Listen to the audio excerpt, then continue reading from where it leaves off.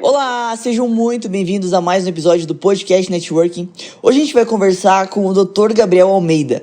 Gabriel teve uma transformação de vida incrível. Ele foi de uma vida sedentária, pesava mais de 170 quilos, para uma vida saudável. Hoje ele pesa aproximadamente 85.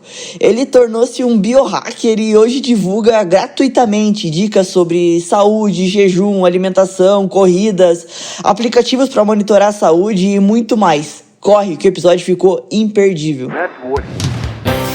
Bem-vindos ao podcast Networking com Fernanda Piaia. Você já se sentiu perdido, desorientado? Agora imagina se você pudesse conversar cara a cara com pessoas que estão anos na sua frente, que são referência em suas áreas. Esse é o objetivo do nosso podcast. Queremos conectar você a pessoas que fazem a diferença no mundo e que são referência naquilo que fazem. Olá, sejam muito bem-vindos a mais um episódio do Podcast Networking. Dr. Gabriel Almeida, é um prazer muito grande ter você aqui. Obrigado pela oportunidade de conversar contigo, Fernanda. Bom, Gabriel, o episódio é curto, então eu já tenho que começar com tudo. Para quem não te conhece, quem nunca ouviu falar de você, eu queria que você tentasse resumir a sua história pra gente em 49 segundos. Será que você consegue? Vamos lá, mais um desafio aí para mim. Bom, eu sou nascido em São Borja, Rio Grande do Sul, fronteira com a Argentina. Estudei e morei lá até os meus 17 anos. Depois saí, fui para Santo Ângelo fazer faculdade de computação. Fiz mestrado em computação também em Porto Alegre.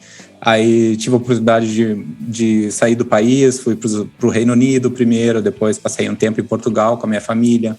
E depois o doutorado acabei fazendo na França e por conta dessa trajetória toda acabei parando na Alemanha. Então, através do jejum, né, o jejum ajudou bastante, me ajudou bastante minha família também, né, a ter uma melhor qualidade de vida e estou aí hoje muito feliz, né, com os resultados que eu estou obtendo. Sempre uma luta, né, Fernanda? A luta da balança, a luta de se manter saudável. Mas é isso aí, muito obrigado pela oportunidade, espero compartilhar um pouquinho da experiência aí com vocês. E como que você conheceu o jejum? Como que você começou a praticar? O que te levou? Olha, Fernanda, na verdade eu cheguei a pesar 170 quilos, né? E eu jogava bastante tênis na época e o doutor me deu duas opções, né? A opção número 1 é eu fazer a cirurgia de redução do estômago, né? Para poder, então, baixar esse peso. E a opção número 2 seria operar do joelho, né? Porque jogar tênis com 170 quilos, então era uma coisa assim que era muito prejudicial, né? Para os meus joelhos. E aí, num festival de carnaval na minha terra, eu encontrei um amigo que também era super obeso e eu encontrei a metade dele. Na verdade, eu não acreditei que era ele quando eu vi. Eu falei, Edivaldo, o que está acontecendo contigo? O cara tá doente, né? Olha só, né? A percepção que a gente tem, né? E aí ele falou, não, cara, tô muito bem, graças a Deus, nunca tive tão bem. E daí a gente trocando informação, ele me falou que ele tinha feito a cirurgia de redução do estômago, né? E aí, então, eu pedi já o contato da equipe que fez a cirurgia dele em Porto Alegre. Ele me passou, eu cheguei em Porto Alegre, no dia seguinte marquei a consulta com a equipe. E aí fui lá, fiz uma hora de consulta, e aí o médico me passou todas as documentações, né, para ler e tal. Eu disse, não, pode marcar já um dia aí que eu vou fazer a cirurgia, né. Ele, não, Gabriel, mas primeiro, né, pensa, né, bem como é que é a cirurgia e tal. Bom, enfim, resumindo, cheguei em casa, liguei para a mãe e disse, mãe, daqui 3 meses eu tenho uma cirurgia de redução do estômago, seria muito legal se tu viesse para Porto Alegre para me dar uma mão na recuperação. Então, ela veio a Porto Alegre, fiz a cirurgia e eu reduzi de 170 para 100 quilos no primeiro ano. Nesse meio tempo, foi um meio tempo de transformação. Eu participei de um retiro espiritual no final de semana, conheci minha esposa atual hoje, né? Então, isso aconteceu 3 meses depois da cirurgia, eu tinha emagrecido 30 quilos. E então, foi uma fase bem dinâmica para mim, bem legal. Só que daí, Fernanda, aquela coisa, né? Eu tô bem, né? Emagreci pra caramba no primeiro ano, tava me sentindo bem com 100 quilos. Posso voltar a comer normalmente, né? Daí, sem muita monitoria, sem muita disciplina, eu voltei para os 120, 130 quilos. E aí eu disse, não, para aí, eu não quero chegar a 170 de novo, né? O que é isso? E aí foi o momento que eu comecei a ler sobre jejum, comecei a ler sobre dietas alternativas, né? Dieta carnívora, dieta cetogênica. E eu, como engenheiro, Fernanda, eu sou muito curioso, então eu gosto de experimentos, né? Comecei a experimentar, comecei a fazer jejum de um dia, observava como é que meu corpo reagia com tudo isso. E comecei a observar bons resultados, né? Uma perda de peso muito rápida. Percebia que eu ainda ficava com bastante energia. Daí eu não entendia como que o nosso corpo podia ter energia estando em jejum, né? Tudo que ensinaram para nós é realmente o contrário. Daí então, né? Fui atrás da literatura, entender como é que funciona o nosso corpo. E sempre com meus aparelhinhos aqui, Fernanda, tenho vários. Eu tenho essa daqui no meu escritório, que é para medir meus corpos cetogênicos, né? Eu faço a medição todos os dias. Então, eu sempre vou monitorando essas informações, glicose e tal. E sempre aprendendo, né, Fernanda? Sempre indo atrás da informação e fazendo experimentos. Isso que importa. E se você pudesse voltar um tempo e dar um conselho para aquele Gabriel que estava com 170 quilos, que ia se operar, o que você falaria para ele? Escuta sua mãe, rapaz. Porque todos os conselhos que eu daria para aquele Gabriel são coisas que, na época, eu sabia da importância, né, de ter uma vida saudável e tal, mas eu não dava muita bola, para falar a verdade, né? Tanto que eu cheguei a 170 quilos e estava bem, né? Eu disse, não preciso emagrecer, me sinto bem, para que bobagem isso, né? Só que daí, à medida do passar do tempo, né, Fernanda, a gente vai amadurecendo e vai lendo outras coisas também, e a gente vai se dando conta que a gente perdeu tempo, na verdade, né? No meu caso, eu perdi tempo estando nesse estado aí por muito tempo, né? Então, o conselho que eu daria para o Gabriel de alguns anos atrás seria, escuta sua mãe, rapaz, porque tudo que a mãe, na verdade, falou para mim, tudo que ela me ajudou, hoje o que eu falo e tento ajudar o meu filho também. Então, isso aí vai passando de geração a geração, né? Uma coisa muito, muito engraçada que acontece. Mas é isso, invista no conhecimento. Eu acho que eu cheguei aonde eu cheguei muito por ignorância. Como a saúde não era um assunto que me atraía muito, eu gostava mais de desenvolver software, de matemática, física, adorava ciências exatas e tal. Então, essa parte de humanos e saúde aí nunca era um assunto que me interessou muito. Então, por conta disso, eu não tinha conhecimentos também, né? Então, assim, o conselho que eu posso dar vai atrás de informação, né? Vai atrás de conhecimento, converse com pessoas que já fizeram jejum. Você vai ficar muito surpreso, né? Com as experiências positivas, né? Que as pessoas vêm enfrentando. Não é para todo mundo, é bom conversar com pessoas que também fizeram jejum e não se adaptaram, né? Para ter uma outra percepção. Mas eu acho que essa linha... E como que a pessoa, assim, que tem essa disponibilidade, que tem vontade de aprender, que tem vontade de adquirir conhecimento sobre o jejum pode fazer, para começar mesmo? Olha, Fernanda, existe muito material disponível bom na internet, né, sobre jejum. Eu comecei lendo livro. Eu gosto muito de livro, então eu comecei lendo o livro Fast This Way, do Dave Asprey, né, que também um papa aí de jejum. É o criador do Café à Prova de Balas, né? Muitos de vocês já devem ter ouvido falar no Café à Prova de Balas. Então, eu comecei lendo livro, depois escutando podcasts, né, Fernanda? Eu acho que esse podcast que tu tá com o projeto em andamento aí é muito bacana, porque acaba juntando pessoas de diferentes áreas que têm também uma certa exposição a dietas low carb, a jejum intermitente, enfim. São várias formas de buscar o conhecimento, né? Eu escuto muito podcast, passei a escutar o teu podcast de forma mais ativa agora, né? Sabendo que é um podcast do bem, sabendo que também tenta passar a informação de forma correta, né? Para as pessoas serem mais informadas sobre o assunto. Então, eu acredito que seja por aí. Leia livro, leia artigo na internet e vá atrás de podcasts bacanas como esse teu aí. E diante, assim, de tudo que você leu ao longo desses anos, tem alguma frase, alguma citação, algo que tenha te impactado de uma forma um pouquinho diferente? Olha, tem uma frase do Nelson Mandela que eu, na verdade, eu lembro dela quase todos os dias, né? O Nelson Mandela, praticamente, ele falou sempre que as coisas parecem impossíveis de ser feitas é porque alguém não fez ainda. Então, o impossível se torna possível no momento que alguém faz aquela coisa. E eu adapto isso muito para mim, assim, eu gosto de me colocar desafios, assim, no dia a dia, né?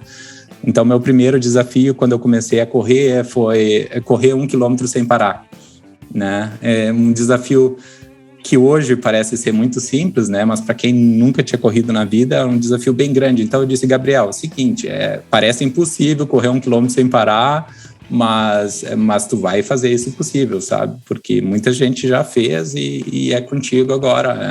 A peteca tá contigo, não deixa a peteca cair. E aí o Gabriel vai e faz, e daí o Gabriel diz, é possível 1 quilômetro, então vamos lá, vamos para os 2 agora, vamos para os 3, vamos para os 5. Então é isso, eu acho que vale a pena a gente se desafiar e ter a certeza que o impossível é possível, né?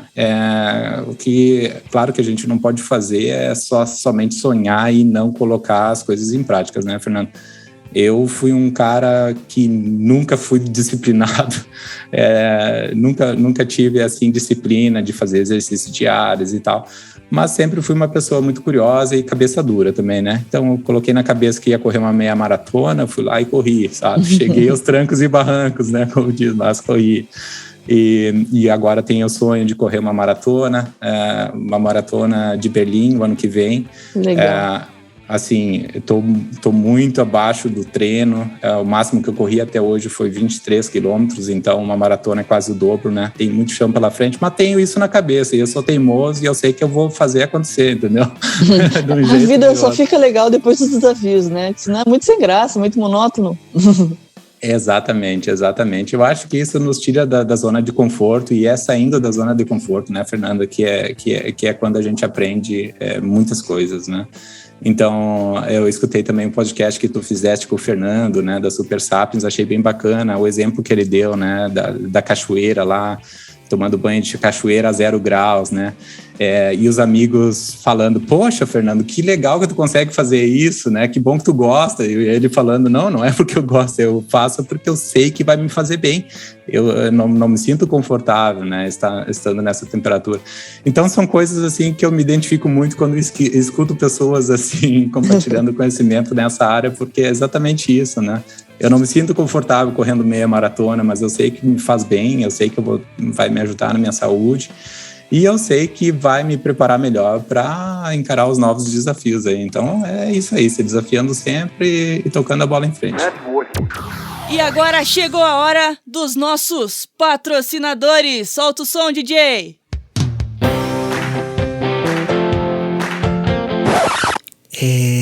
Fernanda, a gente não tem patrocinadores. E se você pudesse hoje, então, se definir em apenas uma palavra, que palavra que você usaria? Curioso, com toda certeza. Eu sou um cara muito curioso. Eu escuto um amigo falar de algum método que ele está utilizando, seja para qual fim, né? Outro dia um amigo me falou que estava lendo um livro de speed reading, né? Leitura de forma acelerada, né? Como a gente consegue ler livro de forma acelerada, né? E ainda manter, né, a informação na memória. Então, sou um cara muito curioso. O que eu fiz, cheguei em casa, comprei o livro de speed reading e comecei a ler. Então, eu acho que a curiosidade ajuda muito a gente ir atrás do conhecimento e nem tudo a gente vai achar a solução, né, Fernando? Às vezes existe muito ruído também no que a gente escuta, no que a gente aprende, né? E é difícil filtrar sem explorar aquele conteúdo, né? Então, o que eu faço eu vou atrás da informação, faço meus experimentos e algumas coisas eu descarto, né? Eu digo, não, isso daqui não é para mim, não funcionou para mim.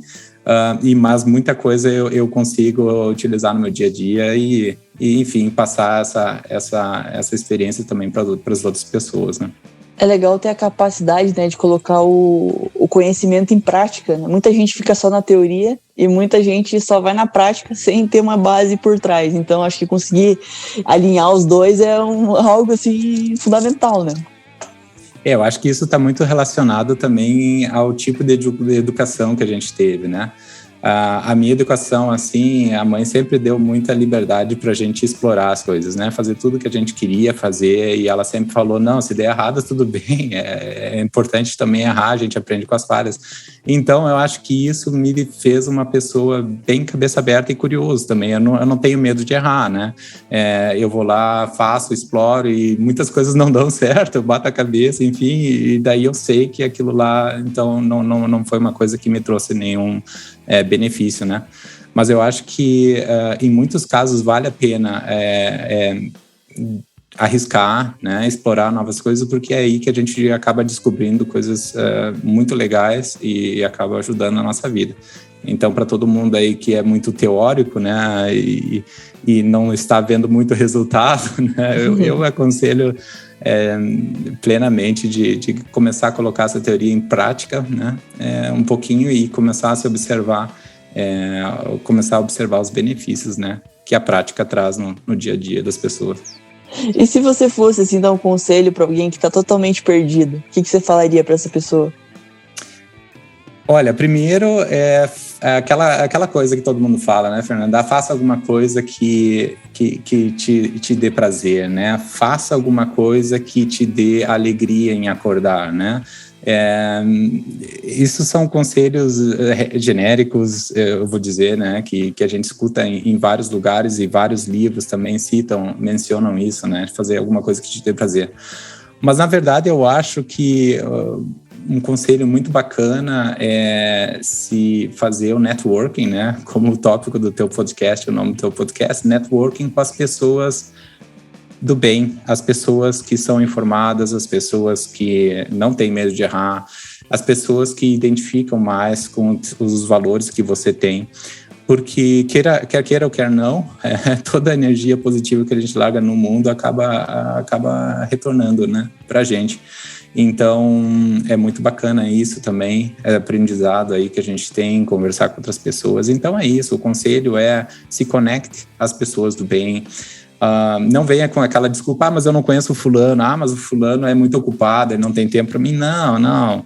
Mande mensagem, conecte com as pessoas, não conecte de forma superficial. Muito legal o teu post. Não, explique, né, por que você achou legal o post e tal. Se conecte com as pessoas. Eu acho que no dia a dia, Fernanda, hoje é um dia a dia muito dinâmico. As pessoas não têm tempo para parar para conversar, para trocar uma ideia de forma mais aprofundada. Então, acaba tendo relacionamentos mais superficiais, né? Nas superfícies, né? A gente não tem a oportunidade muito de aprofundar o conhecimento que a gente tem, a experiência que a gente tem. Mas eu acho que é isso. Vá atrás das pessoas, tem pessoas fantásticas aí no mundo afora, com um pensamento bem para frente, bem bacana. E seria esse o conselho, então. Eu acho que a melhor forma que a gente tem de aprender, seja o que for, é por meio da experiência. Testando, colocando em prática. Só que é muito difícil, às vezes, da nossa vida, a gente conseguir pôr tudo em prática, né? Então, uma forma, acho que, da gente ter a experiência dos outros é justamente conversando, indo atrás de histórias, porque a gente aprende pelo erro dos outros, às vezes, ou pelo acerto dos outros. Então, essa questão do networking eu acho fantástico, assim, justamente por isso. Você consegue, às vezes, ler um livro de alguém que você admira e você entender o que se passa na cabeça daquela pessoa. Eu acho isso fantástico, assim. Exatamente. Então, a gente pega vários shortcuts, né? Vários atalhos, né? Quando a gente aprende das pessoas e das experiências que elas já tiveram, né? Do que ir lá nós mesmos e errar da mesma forma, né? Então, é sensacional essa ideia aí do podcast e dessa networking do bem aí. Então, muito legal mesmo. E o que você entende como fé? Olha, Fernanda, eu tive uma educação muito religiosa, né? Eu desde pequeno sempre participei ativamente na igreja, tocava no Ministério de Música, tocava teclado, violão, enfim, sempre fui muito religioso. A gente foi criado num ambiente bem de bastante fé, né? Por conta do que aconteceu na nossa vida, né? Meu pai faleceu quando eu tinha 5 anos de idade. Então, a minha mãe sozinha foi capaz de criar 2 homens, né? Nos dar a melhor educação possível. A minha mãe, na época, era professora de colégio estadual, né? Então, ela trabalhava manhã, tarde e noite para poder nos sustentar.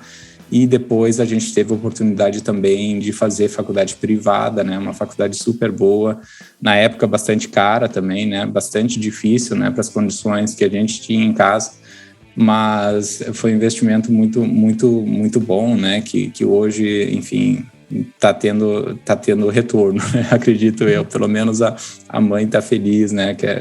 Com a carreira que a gente acabou seguindo, né? Tanto o meu irmão quanto eu, a gente trabalha na área de tecnologia e foi por influência também do meu irmão que eu vim para essa área. Então, a minha mãe, várias vezes chegando em casa, né, Fernanda, cansada e tal, e a gente observava, claro, né, a gente tinha já 15, 16 anos na época, que a gente ficou amadurecendo mais um pouco, e a gente observava que ela chegava em casa cansada e tal, mas ela não parava, ela nunca reclamou de nada, ela nunca reclamou de cansaço, nada, sabe? Isso se percebia através, claro, dos gestos e através da feição dela, mas uma pessoa de muita fé, muita, muita fé. A mãe sempre passou uma mensagem positiva para nós, que tudo daria certo, e ela tinha confiança nisso, e ela tem uma convicção fora de série. Até hoje, quando eu me aperto aqui, tem uma coisa e outra que não dá certo, eu ligo para a mãe e digo, mãe, dá uma rezada aí que eu tô precisando. E eu sei que ela vai passar, sabe, essa energia, ela tem esse poder aí. Então, muita coisa que aconteceu também na minha vida, cirurgia bariátrica, tudo, eu acredito que a segurança que eu tive também para cirurgia e para todas as outras coisas que eu fiz após a cirurgia, a saída do país e tal, foi muito através da fé que ela tem, né? Foi muito através da reza e tal. Então, hoje, fé para mim é acreditar que as coisas impossíveis possam se tornar possíveis, né? Que nem diz o Mandela também. E eu acredito muito nisso. Eu acredito muito na corrente do bem. Pessoas do bem atraem pessoas do bem. Eu acredito muito que a gente, quando tem um propósito na vida, todo o universo vai convergir para aquilo, desde que a gente comece a tomar ações, né? Que nem você falou antes, Fernanda, na nossa conversa, né? Muita gente tem medo de dar um passo, de tomar a primeira ação, sabe? Eu quero abrir um negócio. Ok, então, o que você precisa para o teu negócio? Não sei, eu preciso isso, mas eu não tenho recurso para abrir, então é impossível para mim. As pessoas se limitam muito já antes de mesmo tentar, né? Então, eu acho que é uma pena, porque a gente acaba perdendo várias ideias fantásticas, né, que poderiam dar certo. Então, eu acredito que fé é acreditar no impossível, e quando a gente acredita com tamanha potência e com tamanha convicção, as coisas acontecem. É certo isso, eu sou totalmente convicto disso. Fé é mais ou menos perceber que nada é impossível, né? Exatamente, perceber que nada é impossível e que a gente não está só, né? Sempre vai ter alguém que vai dar uma mão, sempre vai ter alguém que vai falar uma palavra amiga quando a gente precisa, e é isso aí, o mundo é esse, a gente precisa de contatos sociais, a gente precisa, né, de ideias boas, né, para poder também dar sequência com o nosso propósito de vida, né? Então, fé é mais ou menos desse sentido aí, né? Acreditar e colocar em ação os seus sonhos, né? Quando a gente era pequena, a mãe sempre falou para nós dois, esses daí vão voar alto, né? Eu não sei se ela pensava que a gente ia ser piloto ou o quê, mas vão voar alto, então a gente sempre ficou com isso na mente também, né? Ela tinha convicção que ia dar certo, né? Então ela, com a fé dela, ela sabia que nada era impossível. E, enfim, eu acho que deu, de certa forma, certo, né? Por mérito dela, claro. Com certeza. Bom, e já indo pro fim do podcast, eu te fiz várias perguntas ao longo desse episódio e eu queria saber que pergunta que o Gabriel faria para ele mesmo. Olha, Fernanda, como todo engenheiro, né, a pergunta que eu faria Gabriel, que tipo de tecnologia, né, que tipo de método você pode inventar para passar esse conhecimento que foi adquirido através dos experimentos, né, através do jejum, para as pessoas que nunca fizeram, né? Então, é uma pergunta que eu me faço todos os dias. Eu tenho 2 projetos agora em andamento, né? Um é do aplicativo do jejum, né? Um aplicativo para smartphone que as pessoas vão poder, de forma, usando gamification, né? Então, vai ter vários desafios no aplicativo. As pessoas vão poder fazer jejum de 12, 14, 16 horas, enfim, vários protocolos diferentes. E outro projeto, então, fazer um portal com receitas cetogênicas, né? Então, low carb, carnívoro e tal. Então, são 2 projetos aí que eu gosto muito de trabalhar, porque envolve bastante tecnologia. No aplicativo de jejum eu tenho desenvolvedores do mundo inteiro, né, que me ajudam no aplicativo, desenvolvedores do Brasil, da Colômbia, do Marrocos, da faixa de Gaza. A semana passada teve um que me deu uma mão legal lá numa funcionalidade. Então, assim, é muito bacana, né, ter pessoas do bem ajudando as outras pessoas e vamos lá. Espero que o aplicativo aí esteja pronto início do ano que vem. Vou disponibilizar ele totalmente gratuito para todo mundo aí. Fico muito feliz com o feedback de vocês também. Desculpa o marketing, Fernando, mas é uma coisa que pulsa bastante aqui, né? Eu gosto principalmente quando tem essa intenção genuína, né, de simplesmente compartilhar. Porque, que nem você estava falando anteriormente, não tem um fim lucrativo por trás, pelo menos no começo. É mais questão de poder ajudar as pessoas e poder achar uma forma simples de compartilhar tudo isso que você acabou vivendo ao longo desses anos, né? Exatamente. No início eu até tinha a ideia de contratar investidores, né? Eu fiz um mestrado também, um MBA aqui na Alemanha e tal, então a gente tem meios de contratar investidores para novas ideias de startup e tal. Mas pelas conversas, né, Fernanda, investidor é aquela, né? Eu invisto 100 para ganhar 1.000 daqui 3 anos, né? Então, para ganhar um retorno financeiro através do aplicativo, eu teria que cobrar das pessoas, né? Então, vai um pouco contra a ideia que eu queria, que eu tenho, né? Que é justamente ajudar, né? Não importa se a pessoa tem recurso financeiro ou não para pagar o aplicativo, eu quero fazer uma coisa mais solidária, digamos assim, mais social, que todo mundo tem acesso. E eu conto com o feedback das pessoas, né? As sugestões de como melhorar o aplicativo, porque eu também tenho convicção que quando a gente pega e faz uma ideia junto, o resultado é muito melhor, né? Agora eu liberei também o aplicativo alfa de teste. Existem 2 pessoas de Portugal, né, que fazem jejum comigo já há bastante tempo, assim. A gente conheceu através das mídias sociais. E elas se prontificaram a testar, sabe, o aplicativo, assim, as funcionalidades bem básicas e me dar um feedback. Então é isso aí. Eu acho que as pessoas se ajudam, sabem que é um projeto do bem e vamos lá, vamos ver até onde a gente é capaz de chegar aí. Vamos ver se o seu aplicativo sai antes da minha maratona o ano que vem. Bom, era isso. Muito, muito obrigado por ter topado conversar com a gente. Eu acho que você é um cara, assim, com muito conhecimento prático mesmo. Então é sempre uma conversa muito enriquecedora para qualquer pessoa que te escute. E por fim, eu quero que você fale para as pessoas como é que elas fazem para te achar, para ter acesso aos seus conteúdos. Sei que você divulga bastante informação na internet, então... Tá bem, obrigado, Fernando, mais uma vez pela oportunidade. Para quem quiser saber um pouquinho mais da minha história ou compartilhar os experimentos malucos que eu faço lá, eu tenho uma conta no Instagram, né, dr.gabriel.almeida, e lá na minha biografia, então, você vai achar um link para todas as outras redes sociais. Eu tenho alguns vídeos no YouTube contando os meus experimentos, o jejum de 3 dias que eu fiz, de 7 dias, de 10 dias.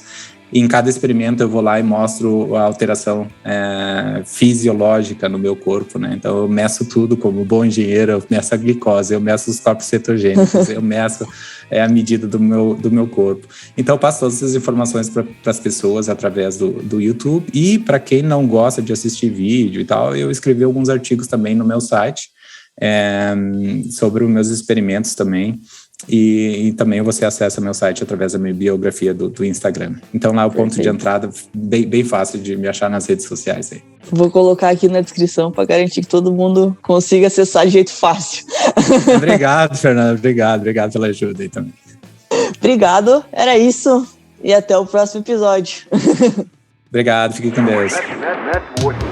Você escutou o podcast Networking com Fernanda Piaia. Para você que nos ouviu até aqui, muito obrigado pela sua audiência. Não deixe de acompanhar nossas redes sociais e não perca as novidades. Até o próximo episódio! Networking.